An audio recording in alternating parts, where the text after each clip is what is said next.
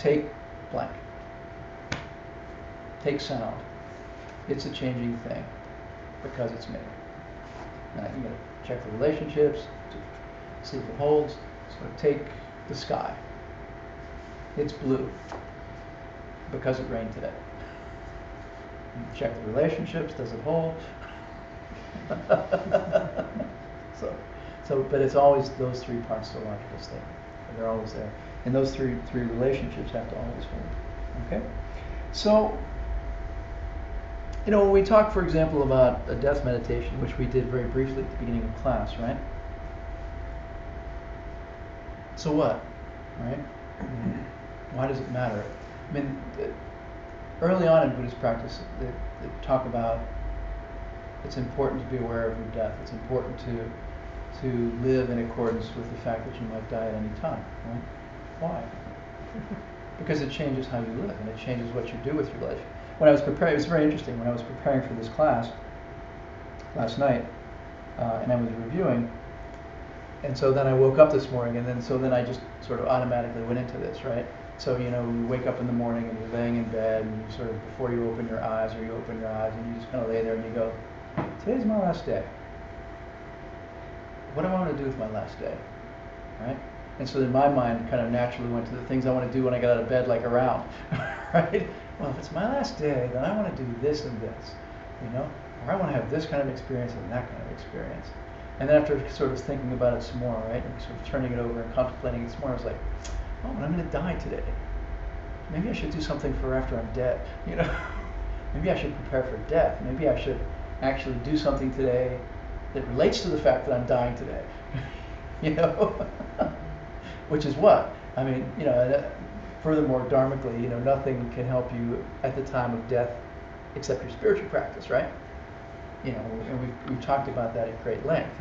Your money, your friends, your intellect, your fame, your power, right? Your experiences, they're all done. They're all gone at the time of death. None of them are of any benefit. None of them continue on with you. And so, if today is my last day, perhaps I should give some thought and some time to what's going to really help me in the longer term, in infinite future lifetimes, right? In my personal / spiritual evolution, which there really is no difference, right? So, when we get good at death meditation, then it changes how we live, right? But do we believe we're going to die? No. So, I mean, we can do, we can go through the logical statement, and I can say, well, take me, take John. I should practice seriously because I'm going to die. I might die tonight, right? Do the three logical statements hold? Yes. Is each statement accepted independently as being valid? Yes. Do I come to the conclusion that I should practice seriously today when I get out of bed? No, I got up and had my regular day. I did what I normally do, right? I got up and I went to work and I, did all the things that I would normally do in the course of an ordinary day, right? So, then what, right? Didn't help much. So, why are we doing this? What's the point, right? Well, this is the purpose of logic, right? This is the benefit of logic. The purpose and benefit of logic is to address the fact that we're not living logically, is to help deal with the fact that we're not living rationally and logically and congruently with things which we might understand intellectually, right? Which might make sense to us intellectually, but somehow they don't sink in, and somehow they don't get in there, and somehow our behavior doesn't change, it isn't affected, and we don't manifest it in our lives, and we don't live congruently with it in our lives, right? Just logically, shouldn't you go to work and do all the same things you do every day if you know you're going to die? Because you can help more people that way? Well, if it's the last day, if it's your last day here, what would help you the most and what would help other people the most? Right? What would be the most beneficial thing for you and for other people? I mean, go out and help other people. Well, I mean, it's a very important question, and it's a very valid question, which is what's the most beneficial thing to do for oneself and others, right? Depends on what your job is. I mean, it sort of rolls everything up into that question, right? It's like, how are you living your life moment to moment and day to day? If one is living as a bodhisattva, practicing the six perfections, if one is on the Mahayana path, if one is a Buddhist, right, which we have that presumption at this point. We're in our last, couple of classes at 200. We'll presume that we're on a Buddhist basis here. So presuming one is has the aspiration to be a bodhisattva, engage in the six perfections and live that out, then one has to ask oneself, what's the most powerful thing I can do today? What's the most profound thing I can do today? What's the most beneficial thing I can do today for myself and the people that I'm around, right? Is it sitting down and meditating for 6 hours before I croak? Is it going and working in my normal position and engaging in the perfection of giving and the rest, right? I mean, they're very important questions. I think the answer is simply don't do the same old junk, right? Don't do the same old ordinary life activities that we typically pursue. And that's really the bottom line. The point of death meditation, the essence of death meditation, is not that you squeeze your eyes and you imagine some blackness, with a fiery pit that you're going to fall into and scream forever. It's not the point of death meditation. The point of death meditation is to make sure that we are doing that. Is to make sure that before we get up and when we get up, we're thinking, how should I be thinking? How should I be acting, right? As Holy Geshe Michael said during the teaching this weekend, he said, Subhuti asked the Buddha, how should one think? How should one act? How should one live as a bodhisattva? Right? And so the point is to ask ourselves that same question every day when we get up. And for a normal, ordinary human being, typically doesn't happen. It's okay, I'm awake, what's for breakfast, gotta get showered, gotta get dressed, gotta be on time, gotta get things taken care of, and the moment we wake up, we're into this sort of autopilot mode of all of our routine undertakings and activities, which is our functional life, and yes, it's normal, right? However, what we're talking about though is by doing a good death meditation, it actually dramatically changes the way we live. Because then we're no longer on autopilot the moment we wake up or get out of bed. If we wake up and we think, okay, today could be my last day, or today is my last day, how am I going to live it? I want to be as loving as possible. I want to feel love as much as possible. I want to treat everyone as well as possible. I want beauty. I want whatever. You pick. I want to prepare my mind for death before I die, so that I have, a good, death, intermediate state, and next life, at whatever level that may be, right? So these are all really essential issues and really essential points as to how we go through our day and how we live our day, which we are normally utterly oblivious of the moment we wake up. Right? So the central thrust of a good death meditation is to check our motivation. And so they say, if you really thought you were going to die today, you would practice like your hair was on fire. There's like this saying, it's like, if you took it seriously, you'd act like your hair was on fire. Like, if your hair caught on fire, it's not like, oh, I'll get to it in a couple of hours, right? It's not like, maybe tomorrow. And if your hair's on fire, you're just immediately like dealing with it that instant, like with all your energy and all your time and all your focus, right? And they say, your practice should be the same way. I mean, if you really thought you were going to die, your practice would be just like that. You'd be practicing with the same sense of urgency and intensity and immediacy as if your hair just got on fire, right? But obviously that's not the case for most of us. We don't wake up going like, I gotta get on the cushion as soon as possible. I gotta really get on this. I gotta really focus on this, or whatever. Yeah.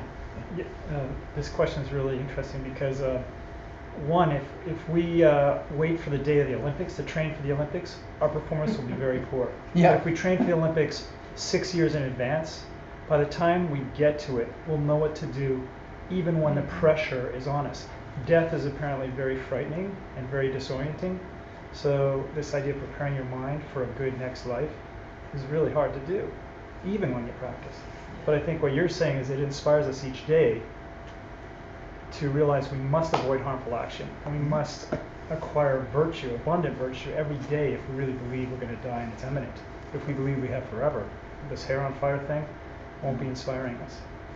Yeah, you know, I think. yeah, thank you. And simply said, the less we do, the less result we get. The more we do, the more result we get. That's all. You know? And so, there's nothing mysterious or magical about spiritual attainments and goals and realizations.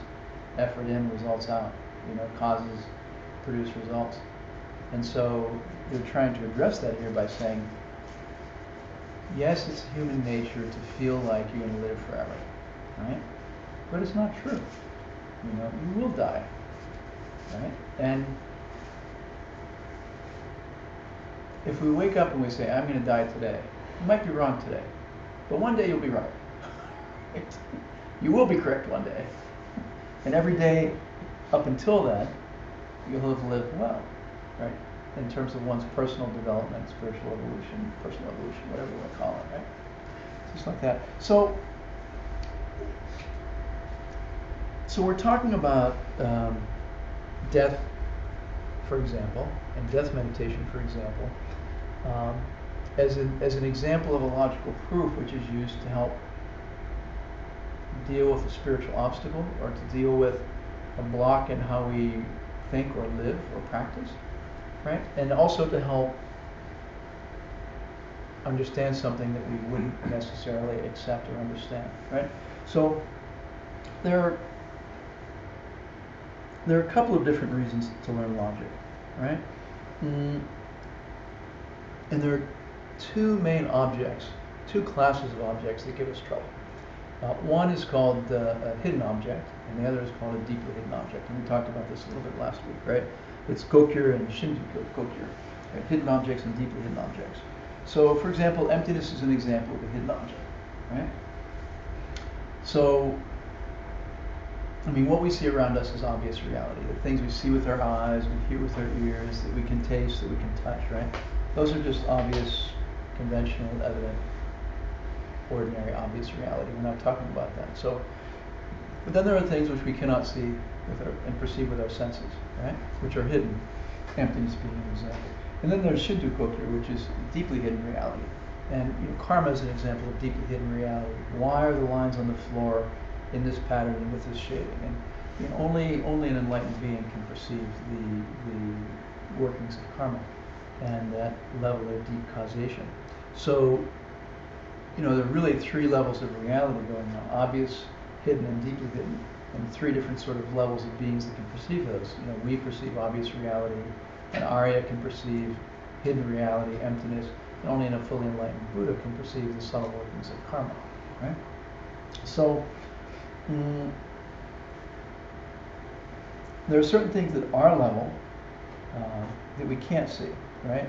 And we have to use reasoning to perceive them. We have to use reasoning to see them, right?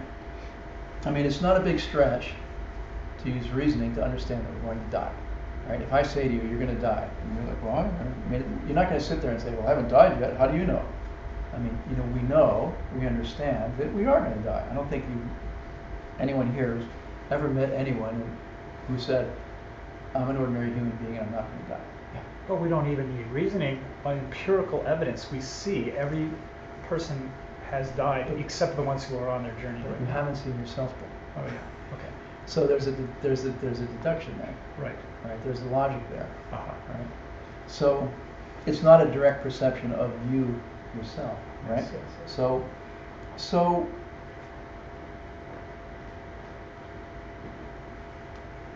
everybody gets it, everybody knows it, but there's some kind of spiritual obstacle where we don't live in congruence with that. Somehow we all think, look, I got things to do, I'm going to go to work tomorrow, you know, it's an ordinary day today, it's going to be an ordinary day tomorrow, more or less.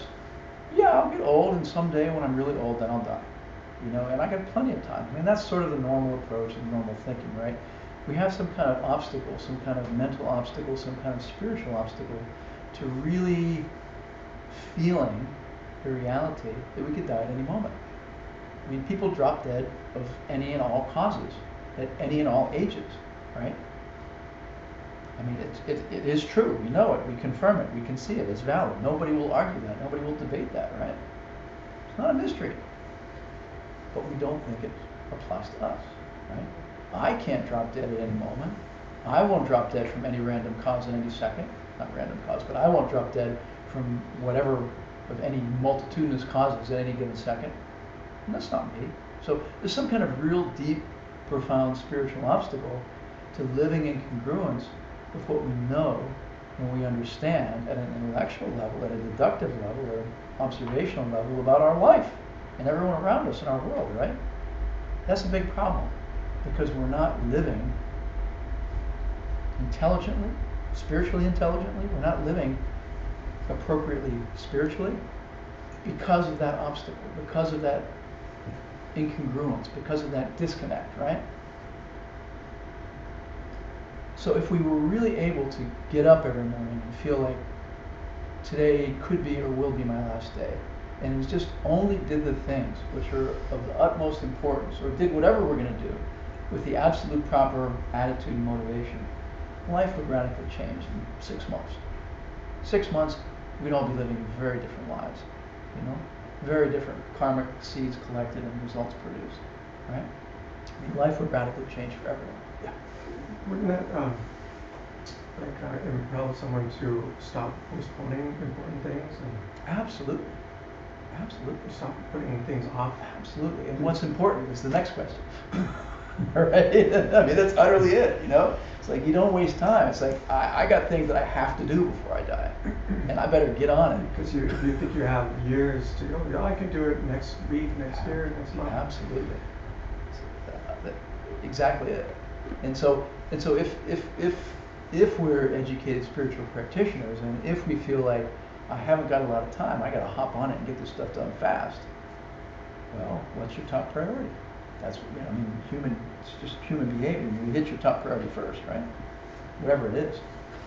Typically, our top priority is whatever's right in front of us. I need a coffee. You know, I want breakfast. You know, I feel like maybe going for a walk. You know, et cetera, et cetera, et cetera, right? But yeah, it's exactly that, right? So logic is good for that, right? To prove things to ourselves that the mind does not want to admit. Like, we can sit here and talk about this all day long, but for me and for all of us, I feel sure that the mind is going, yeah, I'm not going to die. You know, right? I mean, it's human nature. Like, I've gone through my entire life feeling like I'm not going to die, except for when I almost died, like in an elevator filled with smoke that I couldn't open, you know? I mean, you know? And I'll feel that way tonight, and I'll feel that way tomorrow and the next day. So, you know, that we could sit here, we can go through the logical proofs, okay? Take John. He should practice more seriously because he might die tonight. Yes, yes, step 1 relates to step 3, correct. Yes, step 3 relates to step 2, correct. Yes, the negation of steps 2 and 3 hold, correct. Yes, it's a solid logical proof. Am I going to change the way I'm thinking? No, right? But this is what logic is for, is you sit down in meditation and you keep drilling the logic. You keep drilling the logic into yourself to say, it's true. It's true. It's logically true. The logic is airtight. The logic is sound. To try to break through these spiritual obstacles and try to soften the mind, to change the mind so that it can actually embody that understanding, you know, and live in accordance with that understanding, right? Yeah. So, you know, we try to hide from it. It's like we don't want to acknowledge it, we don't want to admit it, we try to hide from it, right? And so that's what we're trying to do with logic, you know. That's why logic isn't a popular course, because nobody really wants to admit any of the things we're in denial about. You know, it's like, no, I don't want to see that. No, I don't want to logically analyze that. No, I don't want to break through to, you know, to change my behavior that's very comfortable for me, that I've always lived according to. Hell no, I don't want to change. Hell no, I don't want to, I mean, isn't it just, okay, let's be honest. Isn't it awfully uncomfortable to think I shouldn't do the things that I normally do today? I should go do something totally different. Yeah. It's very uncomfortable. I mean, right? It's like you wake up and you're like, I shouldn't do any of the things that I normally do. I shouldn't go to work. I shouldn't get on the internet, or, you know, I shouldn't read the paper, and, you know, I shouldn't watch TV tonight, and I shouldn't, right? And I should, like, go be loving, and I should, you know, whatever. And it's just like, no, I don't think so. I don't feel like it. I'm just going to do what I normally do, right? I mean, that's kind of our life, right? Habit is so easy. Yeah, I mean, that's our life. So, you know, and so it's this application of logic to try to break through that, right? That's what we're trying to do, right? So that's one application of logic. The second thing with logic is that its purpose is to try to establish the things that we don't know. Like how many things there are that we don't know. Like we tend to be kind of stuck up, you know, and think we're know-it-alls by and large, you know? And there's so many things we don't know. So one of the purposes of logic is to prove to ourselves that we don't know a lot. But there are certain key things. It's to prove that there are certain key things that we don't know, right? So So the first case is like trying to open your mind and trying to get you to come to terms with truths, like the fact that I might die tonight, or I will die tonight. So that's the first purpose and application of logic, is to break through the irrationality of our normal way of being and thinking and living, and to try to get us to be more rational and aligned and congruent with the truth that we know but can't live in congruence with, right? And then the second application of logic is to help us see what we don't know. Okay? So, for example, in the logic scriptures, they talk about, Shakyamuni Buddha says something like, what? First opening line of the logic scriptures, don't judge other people unless you're someone like me who can read their mind, otherwise you will fall, right? And so the Buddha is you know, opening up the logic presentation with the statement, who do you think you are, judging other people when you're clueless about what they're thinking or who they really are or what's going on inside of them? Are you crazy? Right? Why? So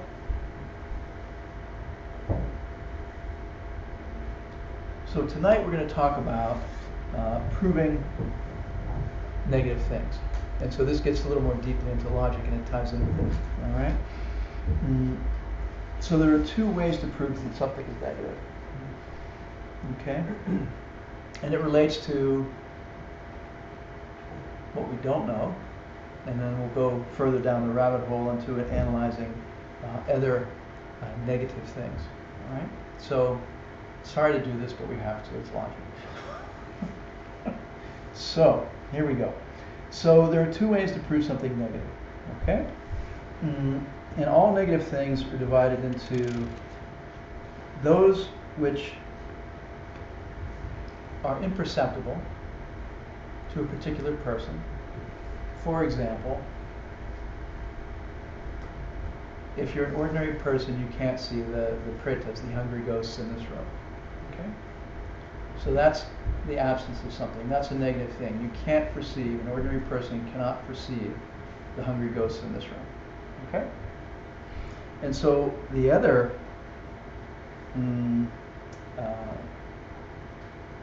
category or division of all negative things are things that you couldn't see if they were there. So again, is that things which you couldn't see if they were there. Okay. So classic example from the scripture is imagine you're in an airplane, not an airplane, but imagine it's nighttime in the ocean. For our purposes, you can imagine you're in an airplane flying overhead. So it's new moon, there's no moon, completely dark, pitch black, right? No land, no islands, middle of the ocean. Just blackness, right?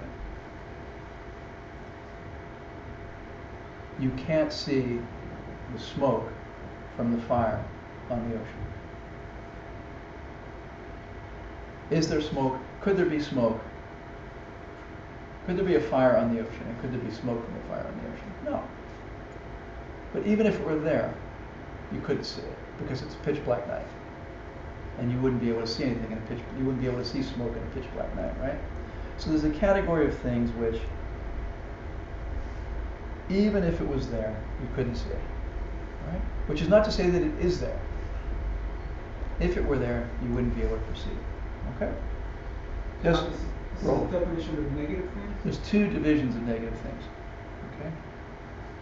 Divide all negative things into two categories or two classes. All right? So, all right. So you could take anybody in this room who isn't capable of seeing craving spirits wandering around, right? And they do not have a pramana or a direct perception of them, right?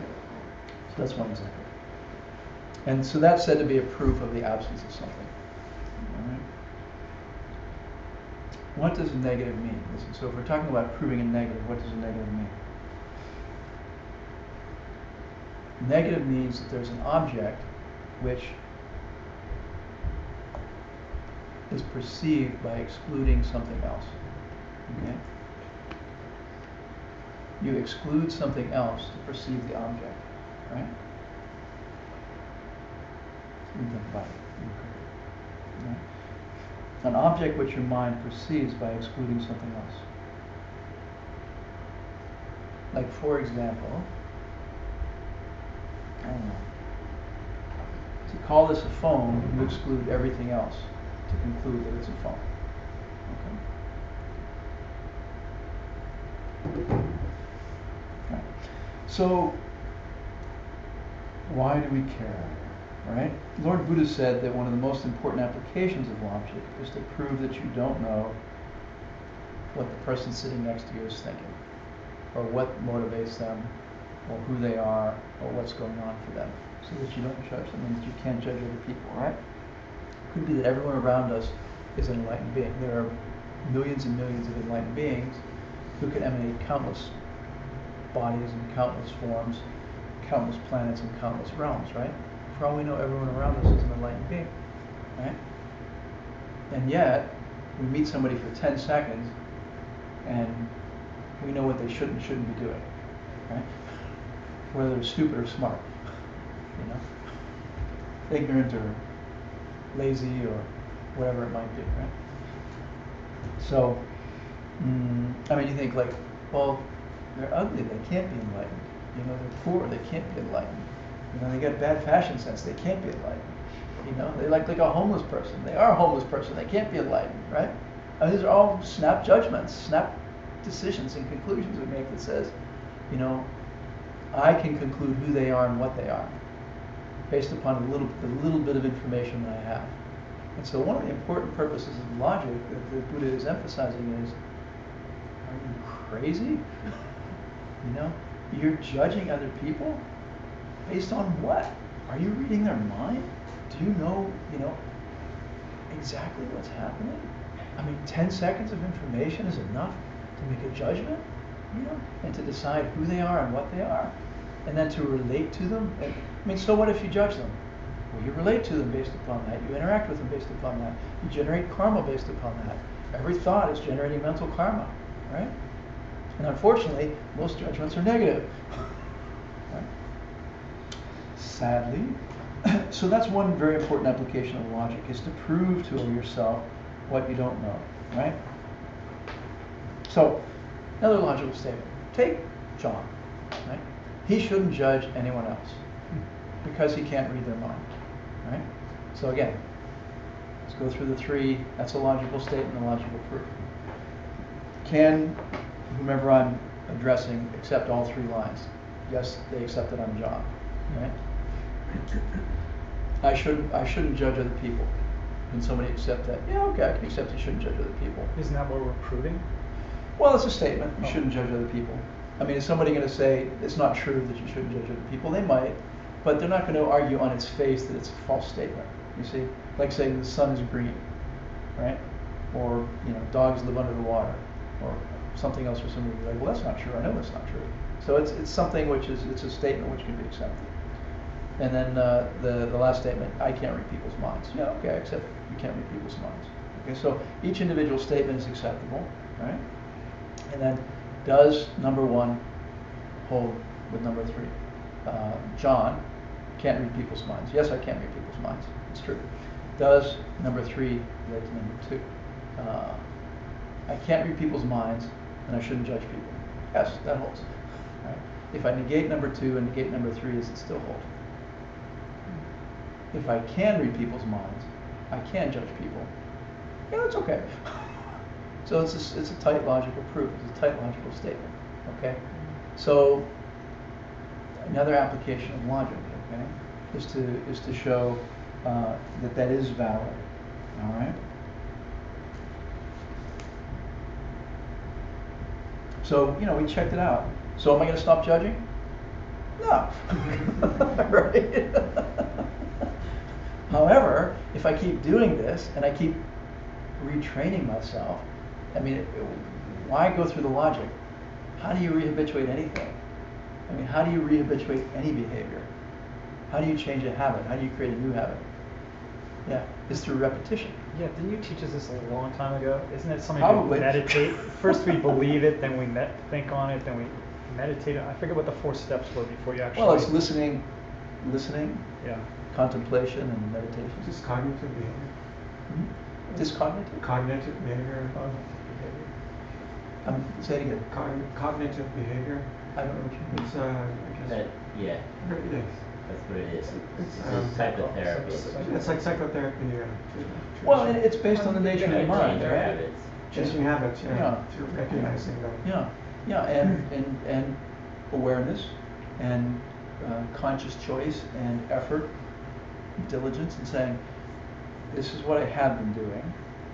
I intellectually understand that it doesn't make sense. I intellectually understand that I should be doing this instead. Yep.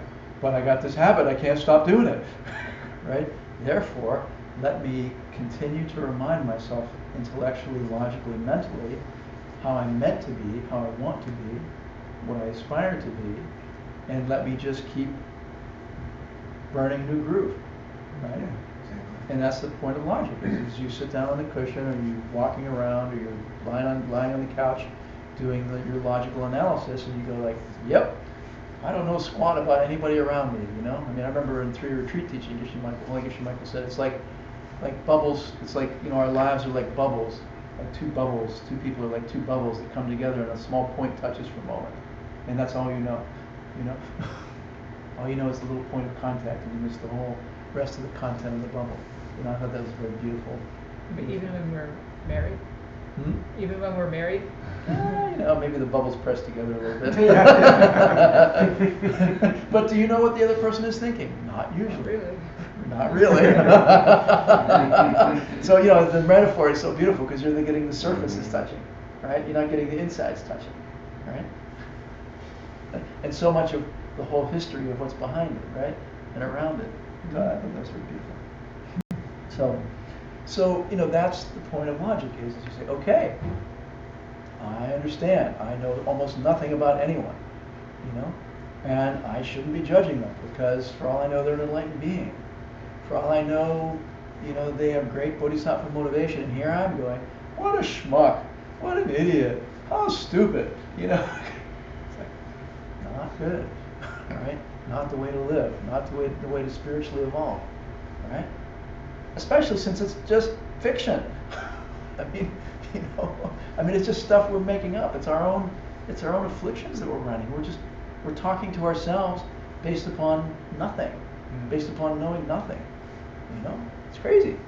It's really crazy. Yeah. Okay, so if this is cognitive behavioral, Well, I didn't say that, but you can call it whatever you want, okay? But- I won't put that label on it. I'm talking about the process, all right? I'm Okay, talking so- about logic. so let's say that I judge somebody else because I want to feel better than them, Yeah. think I'm better than them. Okay. And if cognitive behavioral therapy is that you try to change the behavior, but you still get a reward. Let's just call it logic. Well, I'm trying to think of what the reward is if you're practicing logic. Yeah. That somehow we feel like we're getting better in a different way. Yeah, it's a really interesting question, right? What's your motivation? What's your incentive? What's the incentive to do this? Well, I mean, why would you do that? Because there's negative consequences of your old ways, and you're trying to forge a new path. this is so crucial, right? Because we think, and we're going to come to it a little later, we think that the old ways will bring us gratification, right? Because we don't understand causation, karma, and emptiness, right? We think, if I go do my standard thing of going to work and pushing people around and whatever, right? And wait, let's stick to what we're talking about, right? I already forgot what we were just talking about. We were talking about not judging others. So let's say you go to work and you judge the people around you and you say, that was really stupid and they, whatever, right? They're so dumb, they screw up all the time,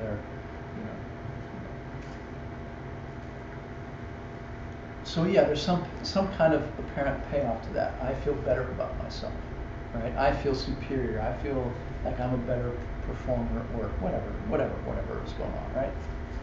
Make up a story, right? That's the payoff, right? That's the carrot. So if you do it the other way, and you go in and you say, I'm not going to judge them. Okay, it appears they just screwed up and ruined a big project at work, right? And I'm not going to be condescending or critical or whatever, right? What's my payoff? I ask you. Well, that we feel better about ourselves on a different level. Is it that we just feel better about ourselves on a different level? What is the payoff, really? Better life. Better things show up in our life. The payoff is you're not as miserable as you were before for judging everybody. Well, you have the short-term impact of not spewing negativity, right? There's that immediate effect of there's the immediate effect of I'm not vomiting up all kinds of garbage, and putting it on someone, right? I mean, but that's not really ultimately the carrot. The carrot is The karmic consequence. I'm not going to call you an idiot when you screw up on a project. Right. Why? Because you created the cause. What's going to happen if you call them someone an else idiot? call you an idiot? Planting But you were planting seeds for yourself. Right. What happens when you call the people at work idiots? Karmically, They're Call gonna call you you an an idiot. you create the causes to be an Called idiot for idiot. lots of other people, Yeah. Yeah. right? 1,000 But- idiots for 1,000 people. But, I mean, this is so simplified, but we know that when we're at work, we have to prevent someone from lighting fire to, To the drapes or whatever, you or the know what I mean? volatile compound which we're developing as chemists. Yeah. We have to be helping, but not in a negative, finding fault another way, right? Yeah, I mean, how do we do that? That's a tricky balancing act. I mean, yeah, the Shanti Davis story of 3 things and how the entire community of monks felt that he was not advanced, and then it turned out he was, Yeah. is something for us to remember. But what if something happens where someone could cause harm because Mhm. we see that they're not capable? Right. How do So- we avoid, just Right. avoiding it all Yeah. together by saying, I'm not going to find fault with them? How do we sort of participate in a meaningful way? Yeah, and so and that's where the pedal hits the metal, right? Or the doo-doo Yeah. hits the fan, or whatever. Right. So, and Lord Buddha said that not judging others is one of the most important applications of logic. Learning to not judge others is one of the most important applications of logic, right? Because any judgment we have, any mental afflictions we have towards another person are posited upon believing that we know what they're thinking, that we know what's going on for them, inside them, right?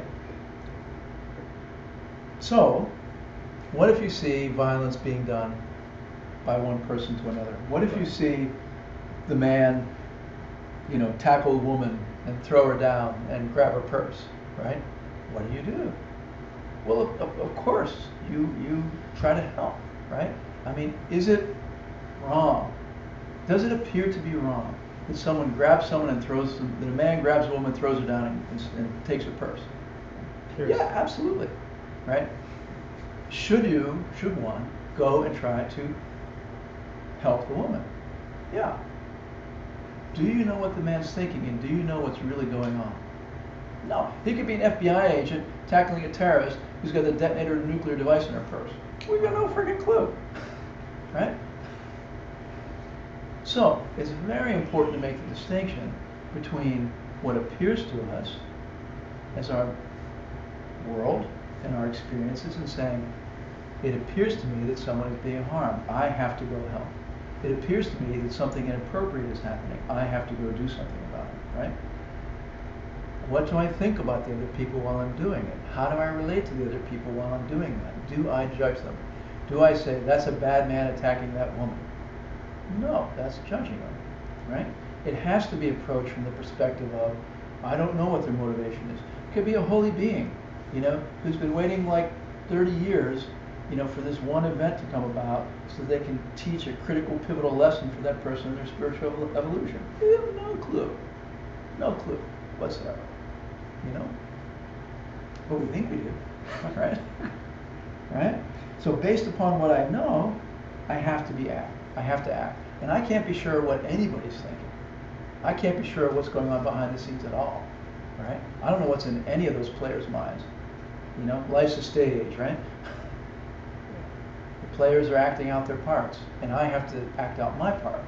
But it's utterly wrong for me to think I know anyone's motivation if I can't read their mind. It's utterly wrong for me to think I really know what's going on, because all that's happening is a story pops in my mind. Oh, this is what I think is happening, and then I believe it, and then I act on it, and I judge people. No problem to act on it. Don't judge people, right? That's the point. You have to act on it, right? Maybe, they're hurting the person. Maybe their motivation is to hurt the person. Maybe their motivation is to help the person. I don't know. And I have to be able to say, you can't do that. You can't hurt that person. You have to stop that, right? Very difficult, especially with holy teachers, lamas, lama-esses, to say to them, I have no idea why you're doing this, but it seems really weird to me. It seems really backwards and upside down. It seems like it's hurting people, and I think you should stop it, And can you please explain to me why you're doing that? Exactly the point of logic. If you were a good logician, you would always address anyone, regardless of who they were, whenever you saw anything that didn't make logical sense to you. Right? Period. Without exception. Without judging them. Right? Without saying, you're a corrupt teacher, you're a bad teacher, you're an abusive teacher. Don't know. They could be seeing 3 lifetimes ahead and saying, if this event happens right now, if this person is put down right now, that it'll cause them to take this left turn in their spiritual path where they're going to blast off, in 30 years and get enlightened 10 lifetimes earlier. I mean, I have no idea, just making things up, but you don't know. That's the point, right? So don't judge, right? So from what I can see, the action is wrong and I have to act, right? And so if we use logic in this way, then half of our problems in life will melt away. If we use logic every morning, right? We wake up in the morning to say, I'm going to die today, right? What do I choose to do with my day? If I use logic to not judge people, most of my afflictions will be addressed, right? Because afflictions are afflictions, and our negativities arise in relation to the people around us, right? Mostly because we're concluding what their motivation is inaccurately and erroneously, right? Most of the time we're going around saying, well, he mistreated me because he, is a jerk, or he doesn't like me, or he's out to get me, or, whatever, right? We have endless stories about other people. We have endless narratives about other people. And then we engage with them and we relate to them and we interact with them based upon that, right? So you can see why Lord Buddha said learning not to judge people is one of the most profound and important aspects of logic, because if you can actually use logic, that logical statement that we just did, take John. He shouldn't judge anyone because he can't read their minds. I mean, if you can really burn that groove for yourself and get in that mode of living, what's going to give you mental affliction? Where are your mental afflictions going to come from? Not from other people, because you'll be constantly going, I don't know what their motivation is. I have no idea why they're doing that. Maybe they have something, some benefit in mind. Maybe they're trying to help me in some way. I just don't know. Yes, it appears to me that they might be, saying bad things about me at work, but I don't know. Maybe I should just go talk to them. So, very profound, right? Okay. So, John, Yeah, I go have a ahead. question. I mean, you're saying that it all comes down to these things that are super important, but are different ideas like explored on the debate grounds? And I mean, are the debates? I mean, if it all comes down to this, does well, I that? didn't say it all comes down to this. So these are very important. I mean, there are hundreds of logic topics. I mean, the logic texts are hundreds and hundreds and hundreds of pages. And these are two logical statements out of hundreds of logical statements, right? And so the same is true of all of these various logical statements, each of which is meant to prove different things. The next thing we're going to get into with logic is, in talking about negative things, is to prove the absence of things, right? And we start to talk about using logic to perceive things which, I want to say things which aren't there, but that's not quite right. You said the smoke on the ocean that you can't see. The negatives. We use logic to understand negatives and to perceive negatives, right? And so one of the most important negatives or absences is emptiness, right? And so then logic is also used to perceive emptiness. And as we were talking about last week, logic is used to perceive karma, right? As I was saying last week, That one not so much because it's deeply hidden as Well, opposed to emptiness, which is unhidden. but Both you're- are difficult. remember what we said a little while ago, when you're talking about negatives, right? One way in which you explore it is you eliminate everything else. If I'm going to say this is a key, I've negated everything else to conclude this is a key. Everything which is not a key is gone, and what's left is the key, right? You can cook it. So The problem with that is there's so many other things. What if we forgot one thing it's not? then would this So, be a key? and as we keep inventing more things, it's not. That's very important. So very that's very difficult. profound, and that's very important. What if your mind didn't negate everything else except this? What if your mind negated everything else except these two and said, this is a key? Then it's different. This is not a key. This is a key. That's exactly it. Right? That's exactly how perception and negation works. Right? Take a break. Take a break. When we come back, we'll do negation and emptiness. It's very good. This is better than I thought it would be for logic, right? This is logic. We're doing pretty good. Our second time through it.